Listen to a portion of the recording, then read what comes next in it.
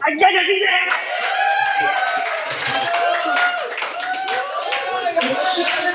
Tahimik. Uy, this year. Nais ko lamang magpakilala. Ako nga pala si Mark Joshua Bonus, ang inyong magiging guro sa asignaturang Pilipino.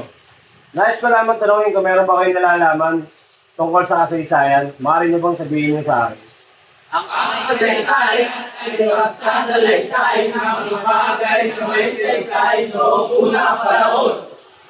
Okay, gayong alam niyo naman kung ano ang kasaysayan, nais ko kayong matingin sa tatlong grupo.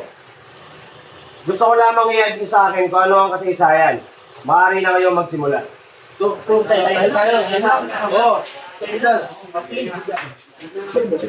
Okay, nais kong malaman kung sino ang pangunang pangkat. Ang pangalawa? At ganyan din ang pangatlo. Maaari na kayo magsimula.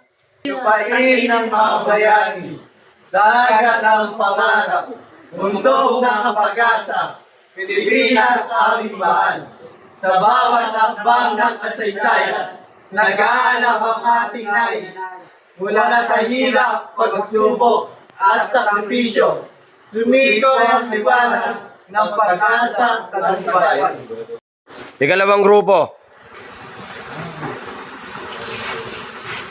Kasaysayan, mga nakaraan, sa mga pagkatalo, may tagumpay na nakaantabay.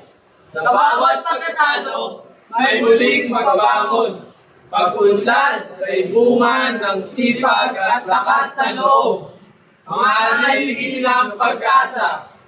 Ang mga daang generasyon ay pag-unlad ng pagbabago ang mga kabataan ngayon. Ikaw uling pangkat.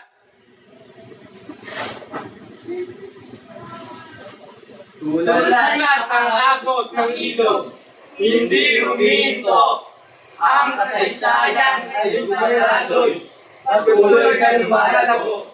Pag-unlad, hindi ang pangarap, kundi ang napagsusumikap. Bunga ng pagkakaisa sa pag-ibig ng bayan at katotohanan. Mabagong pag-iisip at pagtutunan ang susi sa pag-unlad ng ating bayan ngayon. Bukas na libro ng kasaysayan, tungo sa pag-unlad ng Pilipinas, maging malaya at kamuluhan ang ating buhay ngayon.